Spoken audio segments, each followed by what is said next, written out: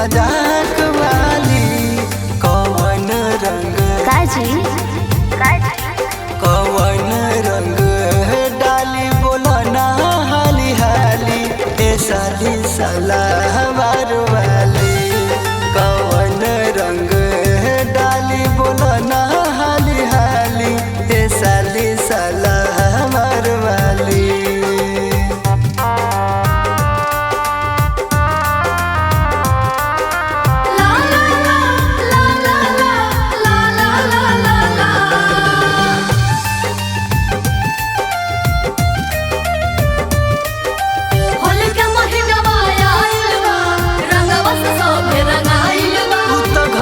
घासी भागेलू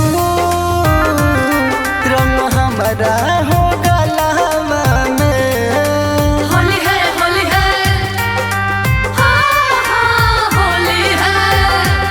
जोर सोटे न दे जीजाजी जाने बड़ा कौन हलावा में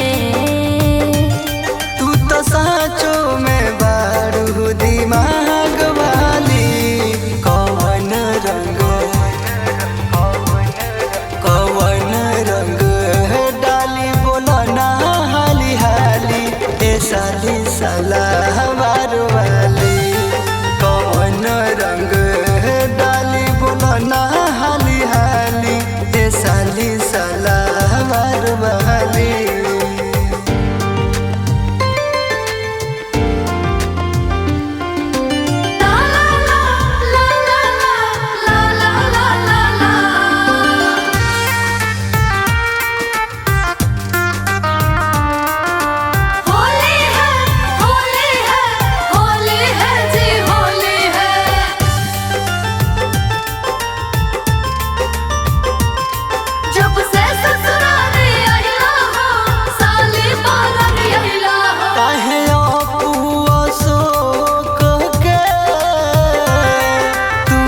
ना सतावेलू होली है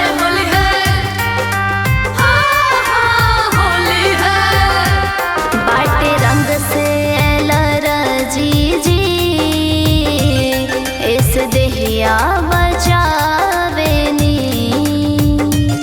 कब के हाथ ना हो बाजेला ताली पवन रंग छोड़ी ना कौन रंग डाली बोलो ना हाली हाली ए साली सलाहवार वाली कौन रंग डाली बोलो ना हाली हाली ए साली सलाहवार वाली।